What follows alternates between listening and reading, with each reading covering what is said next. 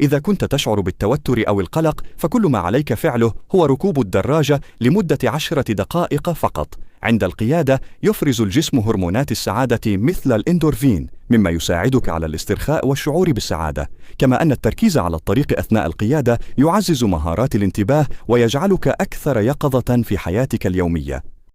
قد لا تصدق، ولكن ركوب الدراجة بانتظام يمكن أن يجعل بشرتك تبدو أصغر سناً. كيف؟ ببساطة،